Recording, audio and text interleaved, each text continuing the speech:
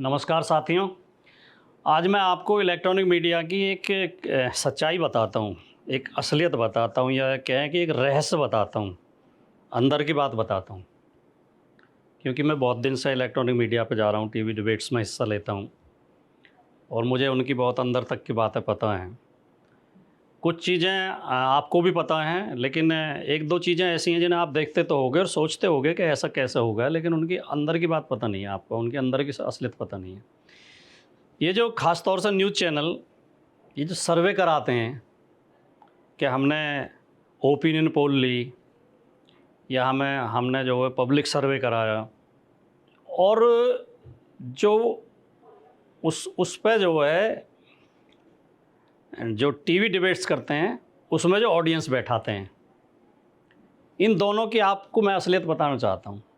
ये दोनों प्रायोजित चीज़ें होती हैं, स्पॉन्सर्ड होती हैं, पहले से तय होती हैं। चैनल वाले अपने चुने हुए लोगों को ऑडियंस में बैठाते हैं और उनको ये बताते हैं कि जब बीजेपी का प्रवक्ता बोलेगा तो उस पर आपको ताली बजानी है, और विपक्ष का प्रवक्ता बोलेगा तो ताली नहीं बजानी है। विपक्ष का प्रवक्ता कितनी अच्छी बात कहे, कितनी गंभीर बात कहे, कितने जनहित की बात कहे, राष्ट्रहित की बात कहे, आपके अपने हित की बात कहे, आपको चुप बैठे रहना है। और बीजेपी का प्रवक्ता कितनी बेहूदी बात कहे, बिल्कुल बकवास बेसिर पैर की बात कर रहा हो, आपको ताली बजा देनी है ज़ोर से। और ताली बजाने से पहले उन्हें इशारा भी किया जाता है कि हम इशारा कर देंगे कहाँ ताली बजानी है। तो एक कैमरे के पीछे जब टीवी डिबेट चलती है तो 4 5 6 कैमरे लगे होते हैं अलग अलग एंगल से। तो उनमें से एक कैमरे के पीछे वो डायरेक्टर खड़ा होता है जो ताली का इशारा करता है, यानी खुद ताली बजा देता है और ऑडियंस ताली बजा देती है। तो ये खेल आप अक्सर देखते होगे, जब टीवी डिबेट्स देखते होगे तो आप देखते होगे कि बीजेपी के प्रवक्ता की तो हल्की हल्की बातों पे भी ताली बज जाती है, और विपक्ष के प्रवक्ताओं की किसी भी गंभीर बात पे भी ताली नहीं बजती, किसी अच्छी बात पे भी। बहुत बढ़िया बात उन्होंने अगर कही है, बहुत तर्कपूर्ण बात कही है, बहुत ज्ञान की बात कही है, बहुत तथ्य की बात कही है, तो अभी ऑडियंस चुप बैठी रहती है। ऑडियंस को इसका मतलब अच्छी नहीं लगी वो बात और ताली नहीं बजती। तो उससे ऐसा लगता है, नॉर्मल लोगों को, सामान्य लोगों को देखने में ऐसा लगता है कि इनकी बात लोगों को अच्छी नहीं लगी, और जो हल्की बात पे भी ताली बजा देते हैं तो लोगों को लगता है कि इसने कुछ अच्छी बात कही है, बड़ी ताली बजाई लोगों ने, बड़ा समर्थन किया है। यानी कि जनता इनकी बात का समर्थन कर रही है और इनकी बात का समर्थन नहीं कर रही है, जबकि वो होता है प्रायोजित। जो ये टीवी डिबेट्स में ऑडियंस बैठाई जाती है, चुन चुन के लोग बैठाए जाते हैं। मैंने कई बार फिर ये चुपचाप तरीके से, अपने गोपनीय तरीके से जांच करने की कोशिश की कि वो ग्रुप में लोग आते हैं, हम बैठे होते हैं गेस्ट रूम में, सभी पार्टियों के प्रवक्ता जो पहुंचते हैं टीवी डिबेट्स में हिस्सा लेने के लिए गेस्ट रूम में बैठा दिए जाते हैं, वहाँ चाय पानी होती रहती है। कई बार एंकर भी आके हमारे साथ बैठ जाते हैं। गेस्ट कोऑर्डिनेटर होते हैं जो गेस्ट को बुलाने का काम, जिनकी जिम्मेदारी होती है, वो आके बैठ जाते हैं। तो मैं देखता था कि ग्रुप में 4 5 लोग आ गए, 10 लोग आ गए, फिर 4 5 आए। तो मेरी फिर जिज्ञासा हुई कि ये आ कहाँ से रहे हैं और कैसे आ रहे हैं। तो मैंने धीरे से, मैं उठ कर गया वॉशरूम जाने के बहाने, मैं उनमें मिल गया जो आए। मैंने कहा, और भाई कहाँ से आ रहे हो, किसी पार्टी से जुड़े हुए हो? तो उसने खटाक से बता दिया, हाँ जी मैं बीजेपी में जुड़ा हुआ हूँ। तो यहाँ कैसे कह जी, चैनल वाले गाड़ी भेजते हैं मेरे पास और मैं 4 6 लोगों को लेकर आ जाता हूँ। दूसरा ग्रुप आरएसएस का ग्रुप, तीसरा ग्रुप विद्यार्थी परिषद का ग्रुप। किसी कॉलेज में भेज दी जाती है गाड़ी, वहाँ विद्यार्थी परिषद का पदाधिकारी होता है, उसकी जिम्मेदारी होती है कि तुम्हें अपने साथ 10 आदमी लेकर आने हैं। कोई महिलाओं का ग्रुप, तो वो भी बीजेपी से जुड़ी होती हैं, बजरंग दल, विश्व हिंदू परिषद, इनसे जुड़े हुए लोग होते हैं। तो ये इनकी असलियत है। फिर इन्हें सवाल लिख के दिए जाते हैं, चैनल की ओर से सवाल लिख के दिए जाते हैं, और जब डिबेट कराते हैं तो पहली बात तो चैनल टॉपिक ऐसा चुनेंगे। वक्फ बिल आया, वक्फ बिल में विपक्ष एक आवाज़ उठा रहा है कि ये वक्फ बिल जो है ये मुस्लिम समाज के खिलाफ है। इससे जो मुसलमानों की संपत्ति है, जो वक्फ की संपत्ति है, जो गरीब मुसलमानों के काम आती है, उस पर सरकार का अधिकार हो जाएगा, जबकि वो उनकी जो है खुद की दी हुई संपत्ति है। तो इसमें ये कमी है। आप जो ये क्लॉज डाल रहे हो कि उसमें गैर मुस्लिम भी घुसाए जा रहे हैं वक्फ में, और उसमें डोनेट जो केवल जो वक्फ कर सकता है प्रॉपर्टी वो केवल मुसलमान ही कर सकता है, और उसे भी सर्टिफिकेट देना होगा कि मैं 10 साल से प्रैक्टिस में हूँ, मुस्लिम ईसाई इस्लाम धर्म की प्रैक्टिस कर रहा हूँ। इस तरह के क्लॉज डाले जा रहे हैं। उसमें डीएम को असीमित पावर दी गई हैं, उसमें कुछ अन्य चीज़ें हैं।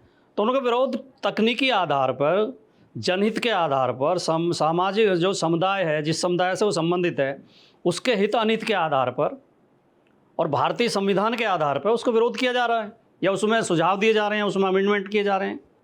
तो उसे फिर ये ऐसे कह के पेश करेंगे, उसे हिंदू मुस्लिम बना के पेश करेंगे कि यानी जो वक्फ कानून का विरोध कर रहे हैं वो सब हिंदू विरोधी हैं, और ये मुसलमानों के तुष्टीकरण करते हैं, और मुसलमानों को ये ज़्यादा बढ़ावा देते हैं, इन्हें सिर पर चढ़ा रखा है। ऐसे कह के एंकर डिबेट कराएंगे, उस डिबेट को हिंदू मुसलमान बना देंगे। अब अगर हक की बात और सच की बात विपक्ष का प्रवक्ता बोलेगा तो उसे ऐसे पेश करेंगे कि सुनने वालों को लगेगा कि ये तो मुसलमानों को खुश करने के लिए हिंदुओं का विरोध कर रहा है, हिंदू विरोध में बोल रहा है, जबकि वक्फ से हिंदुओं का कोई लेना देना नहीं है, वक्फ प्रॉपर्टी से हिंदुओं का कोई लेना देना नहीं है। मुसलमानों की वो अपनी प्रॉपर्टी है, मुसलमानों के द्वारा डोनेट की हुई है, मुसलमान उसका प्रबंधन देखते हैं, और सरकार वो वक्फ बोर्ड बनाती है, और उसे कानूनी मान्यता प्राप्त है, उसके नियम कानून है पूरे। तो उसमें कोई हिंदू मुसलमान की बात है ही नहीं, वो तो जनता वर्सेस सरकार है, लेकिन उसे हिंदू मुसलमान बना के पेश करेंगे। तो उसमें जब ऑडियंस सवाल पूछेगी, कहेंगे अब मैं जाता हूँ दर्शकों के पास और दर्शकों से सवाल लेना चाहता हूँ, जब एंकर कहेगा तो उन दर्शकों को पहले से ही पर्ची पर लिख के सवाल दे दिया होता है। इन्हें डिबेट शुरू करने से पहले 4, 5, 6 को चुन के, जो विश्व हिंदू परिषद के, बजरंग दल के, अखिल भारतीय विद्यार्थी परिषद के, आरएसएस के मेंबर होते हैं, बीजेपी के मेंबर होते हैं, उन्हें लिख के दे दिया जाता है। तो ऐसे कड़वे सवाल पूछते हैं।